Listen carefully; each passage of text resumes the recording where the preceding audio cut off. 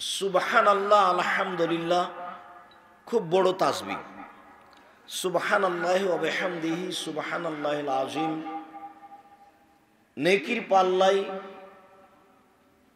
খুব ভারী।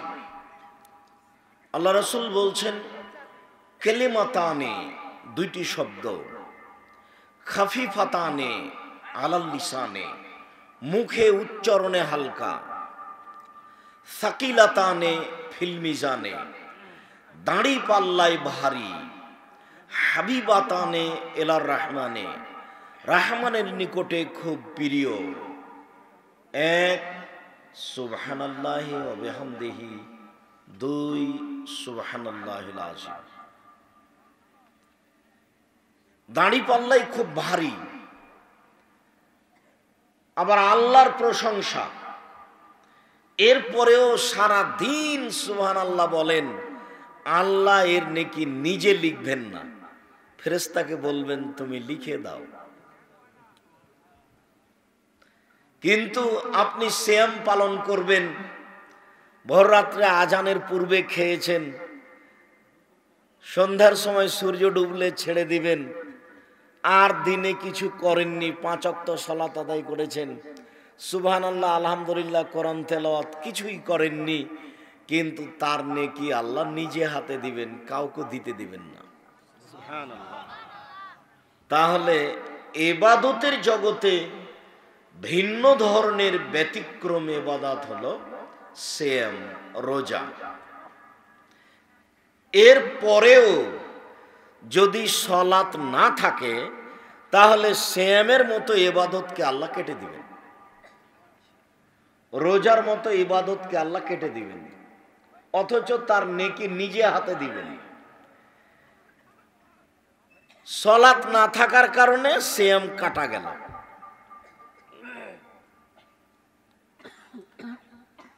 হজ একটা বড় ইবাদত। রাসূল সাল্লাল্লাহু আলাইহি ওয়াসাল্লাম বলেন যে মানুষের যদি হজ কবুল হয়ে যায় তাহলে রাজা ইয়াউমিন, সে সেই দিনের মতো হয়ে ফিরে আসে যেদিন তার মা তাকে জন্ম দিয়েছে, নিষ্পাপ হয়ে ফিরে আসে, কোনো পাপ থাকে না। এরপরেও যদি ও সালাত আদায় না করে তাহলে হজের ইবাদতকে আল্লাহ কি করবেন? কেটে দিবেন। তাহলে ইবাদতের জগতে সবচেয়ে ভিন্ন ধরনের ব্যতিক্রম ইবাদত হচ্ছে সালাত।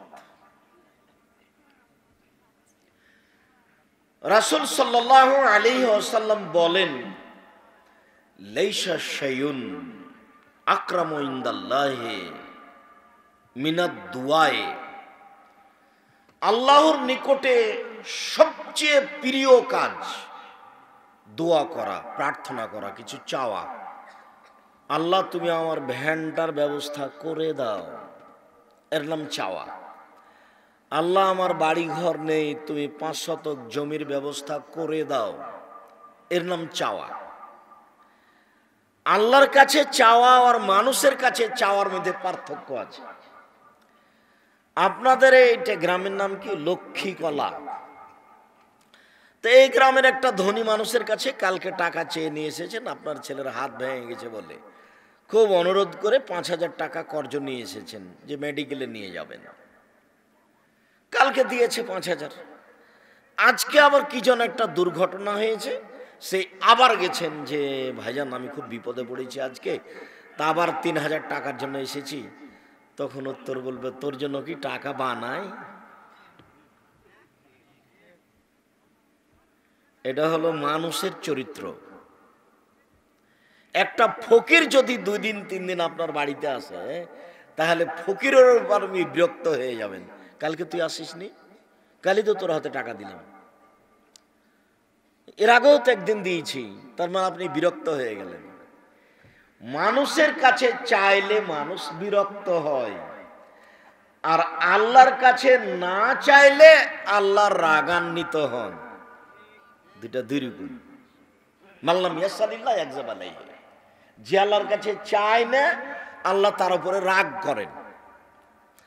আর যে যত চায় তার উপরে তত খুশি, যে যত চায় তার উপরে তত খুশি।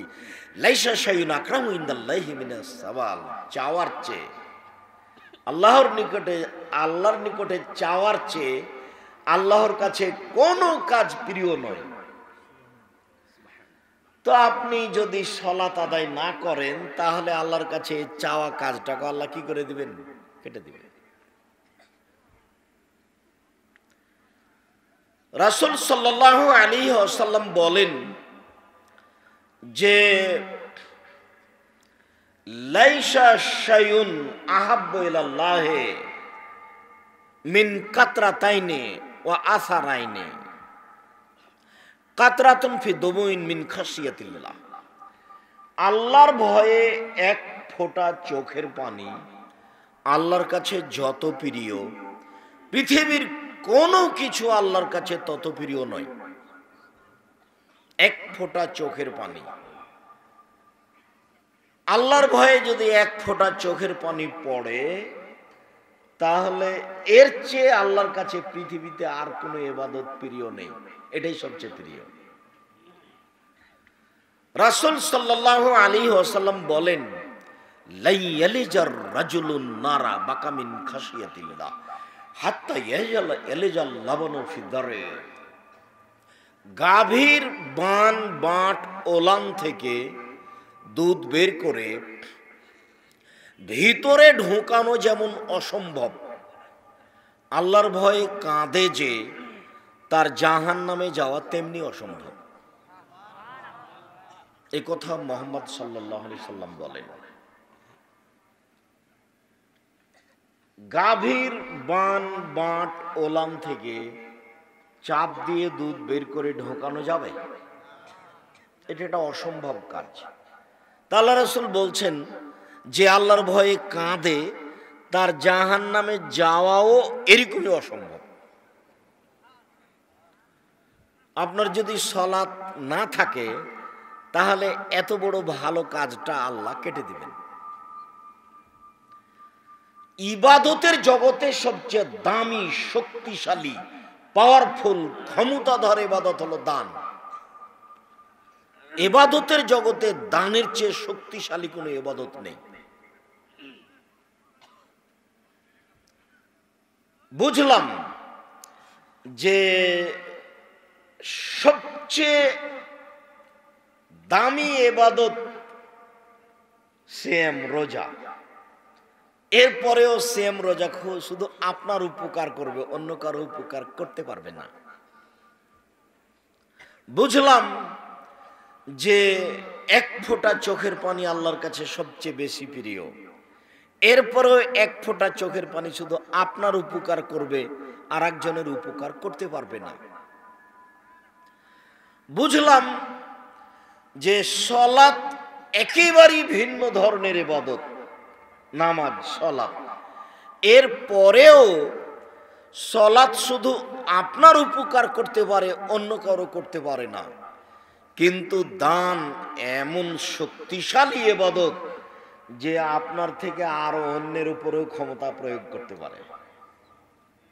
দান করলেন আপনি আপনার বাপের নামে, আপনিও নেকি পেলেন, আপনার বাপের কবরের শাস্তি বন্ধ হয়ে গেল। এই কথা আল্লাহ রাসূল বলছেন, ইন্না সাদকাতা তুতফিউ হাররাল কবুরে। নিশ্চয় দান কবরের শাস্তিকে বন্ধ করে দেয়। রাসূল সাল্লাল্লাহু আলাইহি ওয়াসাল্লাম বলেন, ইন্না সাদকাতা সিররে তুতফিউ গাযাবার রাব্বে। নিশ্চয় গোপন দান আল্লাহর রাগ, ক্রোধকে মিটিয়ে দেয়। ও লোক সালাত আদায় করেনি, ও পাপ করেছে, কিন্তু যখন ও দান করে তখন আল্লাহর রাগটা মিটে যায়, কমে যায়, থাকে না। এটার নাম দান। দান খুব শক্তিশালী ইবাদত, যার কারণে কোরআন মাজিদে যেখানে যেখানে আল্লাহ আপনার রুজির কথা বলেছেন, যে শোনো আমি তোমাকে রুজি দিই জমি চাষের মাধ্যমে, আমি তোমাকে রুজি দিই ব্যবসার মাধ্যমে, আমি তোমাকে রুজি দিই চাকরি মাস্টারির মাধ্যমে, আমি তোমাকে রুজি দিই গরু ছাগল মুরগি লালন পালনের মাধ্যমে। যত মাধ্যমে তুমি রুজি উপার্জন করো সবই আমি দিয়েছি। অতএব তুমি যে রুজি উপার্জন করো সেখান থেকে কিছু আল্লাহর রাস্তায় দান করে দাও, ফকির মিসকিনকে দাও। এটা জাকাত নয়, এটা জাকাত তো ভিন্ন। জাকাত তো আপনাকে পিটিয়ে আদায় করে নেবে না পারলে, না দিলে। ওটা যদি ইসলামের ক্ষমতা থাকে তাহলে আপনার বাড়ি আসবে, আপনার হাতে রশি দিয়ে খুঁটির সাথে বেঁধে পিটাবে আর বলবে যে জাকাত দে। দেরি করছিস কেন? ওটার ক্ষমতা নাই, সেই জন্য আপনাকে কিছু বলে না। জাকাত তো আপনি দিতে বাধ্য। এখানে জাকাতের কথা নেই, দান, স্বাভাবিক দান। ফকির মিসকিনকে ওভাবে মাফ করো এ কথা বলেন কেন? আজ থেকে বলে দিবেন, এই ছেলে এই তোমাকে বলছি, আজ থেকে তোমার মাকে বলে দিও। মুরব্বী আপনাকে বলছি, আপনার স্ত্রীকে বলে দিবেন আজ থেকে, আজকের পর থেকে ব্যতিক্রম হয় না যেন। বাড়ি থেকে বের হলে শেরপুর বাজারে যাবেন, বগুড়া যাবেন, ঢাকা যাবেন, বউকে বলে দিবেন, তুমি তোমার মাকে বলে দিও, আম্মা 50টা 100টা টাকা আমাকে খুচরা দেন তো। 500 টাকার নোট খালি পকেটে থাকে, ফকির যখন আসে তখন খালি বলি মাফ কর, মাফ কর। 500 টাকা দেওয়াও যায় না। তো আপনি কিছু টাকা দিয়ে দিবেন খুচরা। আমাকে খালি ফকিরের কাছে ক্ষমা চাইতে হয়। ফকিরের কাছে আমি এত ক্ষমা চাইতে পারবো না আম্মা, আপনি আমাকে 50টা 100টা টাকা খুচরা দিবেন, যতবার আসবে ততবার দেব, যতবার আসবে ততবার দিব। ফকির ফিরে যাবে কেন? এই কথা আপনাকে আমি অনেক দিন থেকে বলছি। আর আপনি ওই 100-150 চাউল রান্না করবেন না, আপনার মা যত চাউল রান্না করতো ততটি রান্না করবেন, হাফ কেজি 1 কেজি। সারা দিন ফকিরে খাবে, ছেলে মেয়ে খাবে, রাতে গরুতে খাবে। এই কোন স্বভাব হলো যে 1-150 চাউল রান্না করেছেন, তারপর মেহমান এসেছে, তখন বলছে যে দুপুরের সময়তে তাহলে মেহমানকে খেতে দিলে কি করবা, তাহলে তো আমাদের আর থাকে না, এক কাজ করো চানাচুর বিস্কুট দিয়ে বিদায় করতে। এই স্বভাব কেন? বেশি করে রান্না করতে হবে, মেহমানকে খাওয়াতে হবে। আর যুবক, আমি তোমাকে তো বলেছি, তোমার বউ তো বুঝে না, তোমার বউয়ের তো স্বভাব ভালো নয়, তোমার বউ তো মেহমান দেখলে ভয় পায়। তোমার বলা উচিত, তোমার বউকে তুমি বলে দিও, আম্মা আপনি আমার সাথে থাকবেন খাবেন, আব্বা আপনি আমার সাথে থাকবেন খাবেন। আমার যত বোন আছে, বোনের ছেলে মেয়ে যারা আসবে তারা আমার সাথে খাবে থাকবে। আমার বাপের বন্ধু বান্ধব যত আত্মীয় স্বজন আছে, বংশীয় হোক আর আত্মীয়তার সাথে হোক, সব আমার বাড়িতে আসবে থাকবে খাবে, চিন্তা করবেন না, আপনি আমার সাথে থাকেন। তোমার বউয়ের স্বভাব তুমি জানো না, যে তোমার বড় বোনের ছেলে এসেছে কাল, তো তোমার বউ নাক সিটকানি দেয়। আজকে দেখছি তোমার ছোট বোনের ছেলে এসেছে, তো তোমার বউ বলছে যে তোমার বোনের ছেলেরা কি দিন রাত খাওয়াবো, আজকে বড়টা কালকে ছোটটা। তখন নিরুপায় হয়ে পরিস্থিতি দেখে তখন তোমার মা তোমাকে আর তোমার বউকে বলছে, থাক মা তোমরা ভিন্ন হয়ে খাও, আমার নাতি নাতনি অনেক আছে, প্রতিদিন আসবে, তোমরা এত রান্না করে দিতে পারবে না, আমি বৃদ্ধা মানুষ, যেভাবে করি সেভাবে আমি নাতি নাতনি খাওয়াবো। তোমাকে তো ভারী লাগছে, কিন্তু তোমার মা তো আর ভারী করতে পারবে না। তোমার বোনের ছেলেকে তোমার মা তো আর ভারী করতে পারবে না,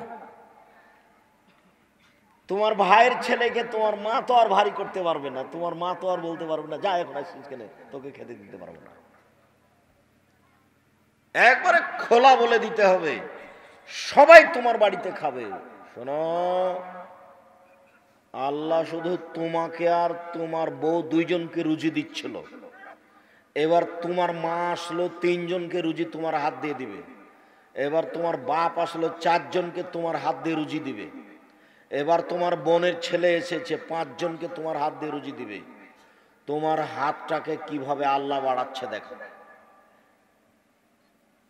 যত মানুষ বেশি হবে তত তোমার বাড়িতে বরকত হবে। তুমি এক হাতে দেখবা যে 10 জন 20 জন মানুষকে খাওয়াচ্ছ। আর যত মনটা সংকীর্ণ করবে তখন দান করা তো দূরের কথা, ভিক্ষা বের করা কঠিন হবে। ভিক্ষা বের করতে ভারী লাগবে। গ্রামের মক্তবের ওই লোকটা যদি এসে 1 পো 250 চাউল চায়, 250, তাহলে তোমার বইয়ের মাথা খারাপ হয়ে যাবে। ইবাদতের জগতে সবচেয়ে দামি, শক্তিশালী, ব্যতিক্রম, ভিন্ন ধরনের পাওয়ারফুল ইবাদত হলো দান। কোন ইবাদতের কাছে টিকতে পারে না। নীতিগতভাবে দান করতে শিখবেন, নীতিগতভাবে ফকির মিসকিনকে দিতে শিখবেন, কৃপণতা কেটে যাবে। আর কৃপণ লোক জান্নাতে যায় না। আল্লাহ রাসূল সকাল সন্ধ্যায় এভাবে বলতেন, আল্লাহুম্মা ইন্নী আউযু বিকা মিনাল বুখলে, হে আল্লাহ তোমার কাছে আমি কৃপণতা থেকে বাঁচতে চাই। তাহলে কৃপণতা কি জিনিস? যার থেকে নবী দিন রাত বাঁচতে চাইতেন। আল্লাহ তুমি আমাকে কৃপণতা থেকে বাঁচাও, আল্লাহ তুমি আমাকে কৃপণতা থেকে বাঁচাও।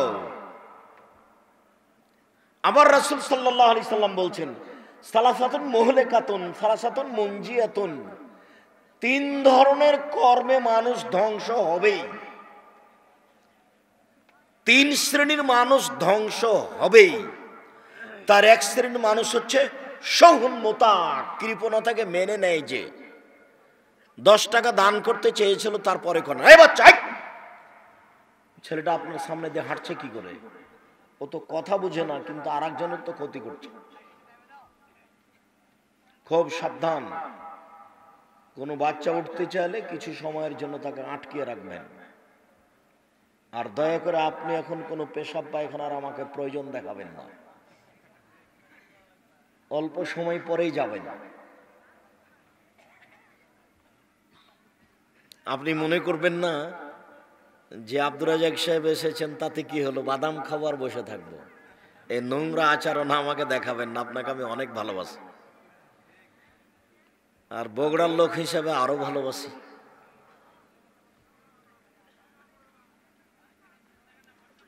দিনরাতি বলে আসছি যে এখন তো 90 মানে 91 হয়ে গেল, মানে 21 হয়ে গেল, মানে 31 বছর থেকে বক্তব্য দিচ্ছে। 31 বছর থেকে, 31 বছর থেকে আমি কোনোদিন অপ্রয়োজনীয় বাক্য বলিনি। 31 বছরে আমি কোনোদিন কেসা কাহিনী বলিনি। 31 বছরে আমি কোনোদিন কাউকে নিন্দা করে কথা বলিনি।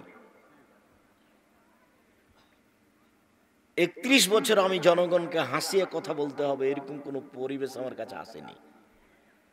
31 বছরে আমি কোনোদিন মানুষের কাছে পথ খরচ পাথেও চাইনি। কেউ প্রমাণ করে দিতে পারলে সেদিন থেকে আর বক্তব্য দেব না।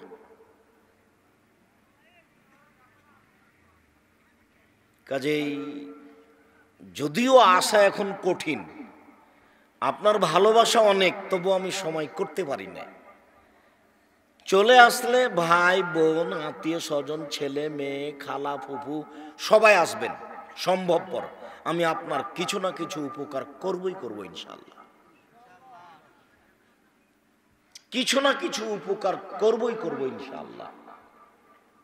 যদি জানতে পারেন যে আব্দুর রাজাক সাহেব এসেছেন, তাহলে আশেপাশে কেউ আসবেন না। আপনি তো বহুদূরের কথা, হিন্দু যদি আসে আমি তার কিছু উপকার করব ইনশাআল্লাহ। কত হিন্দু বক্তব্য নিয়ে দিন রাত পড়ে আছে, কানে লাগিয়ে রেখেছে। কত হাজারো হিন্দু, কত হাজারো হিন্দু তার পারিবারিকভাবে এই কথাগুলি কাজে লাগাচ্ছে। এটা হিন্দু যদি মানুষকে দান খায়রাত করে, তাহলে তার বাড়িতে শান্তি অবতীর্ণ হবে দুনিয়াতে, মারা গেলে শেষ। একটা হিন্দু মানুষের দান ইহকালে সুবিধা দিবে, পরকালে কোনো সুবিধা দিতে পারবে না। ওটা লা ইলাহা ইল্লাল্লাহ ছাড়া টিকে না। আগে বলতে হবে আশহাদু আল্লা ইলাহা ইল্লাল্লাহ ওয়া আশহাদু আন্না মুহাম্মাদুর রাসূলুল্লাহ, আমি সাক্ষ্য দিচ্ছি আল্লাহ ছাড়া কোনো মাবুদ নেই, আমি সাক্ষ্য দিচ্ছি মুহাম্মদ আল্লাহর রাসূল। এই কথা বলার পরে যদি 10টা টাকা দেয় তাহলে এটা আবার পরকালে পাওয়া যাবে, তাছাড়া এটা হবে না, ওটা দিয়ে সিরিয়াল। কথাটা এসেছে খুব শক্ত করে বলে রাখলাম, মনে রাখিয়েন। রাসূল সাল্লাল্লাহু আলাইহি সাল্লাম বলেছেন মানুষের অর্থ সম্পদ 3 ভাগে বিভক্ত।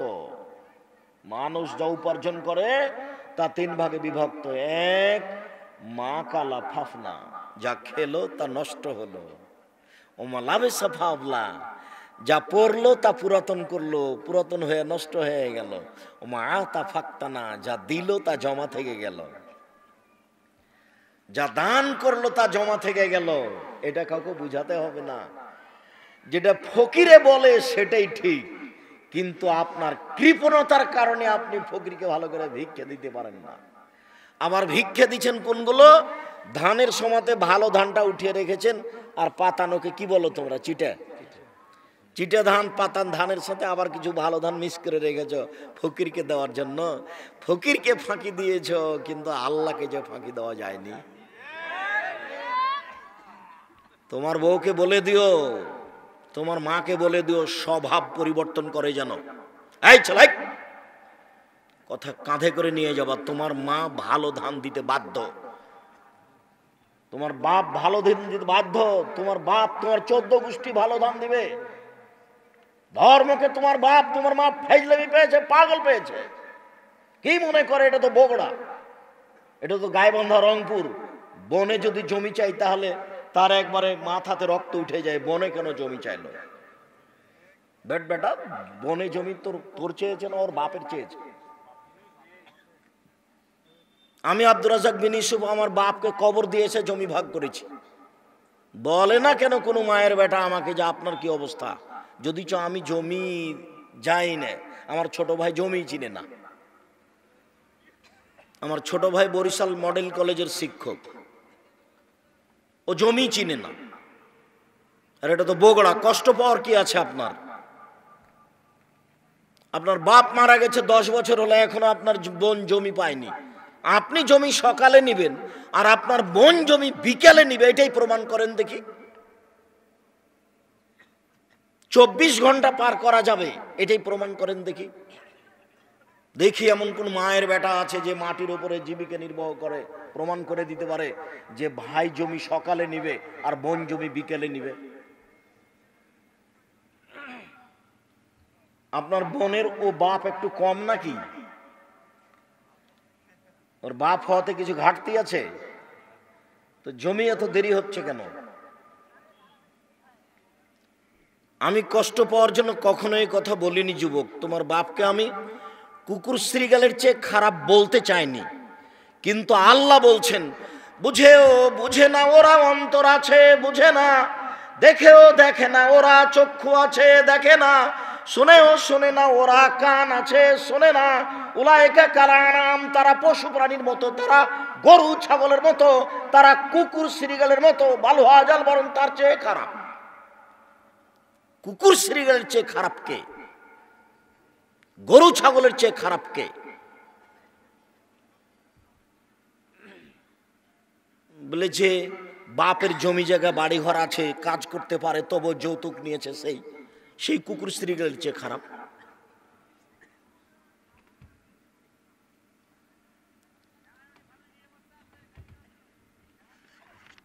যৌতুক নেবেন কেন?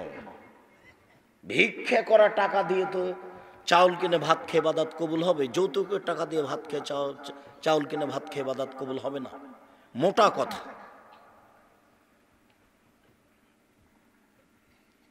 বোনের জমি দিতে দেরি হলো কেন?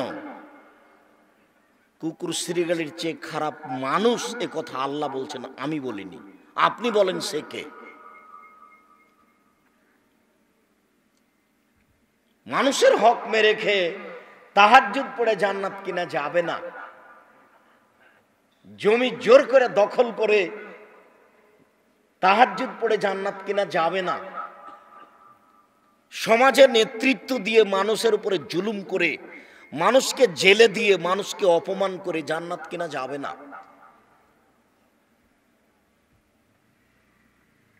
মৌল হিসাবে এভাবে জান্নাত কিনা যায় না। বলছিলাম সম্মানিত দিনী ভাই বোন, সবচেয়ে শক্তিশালী পাওয়ারফুল ইবাদত হলো দান।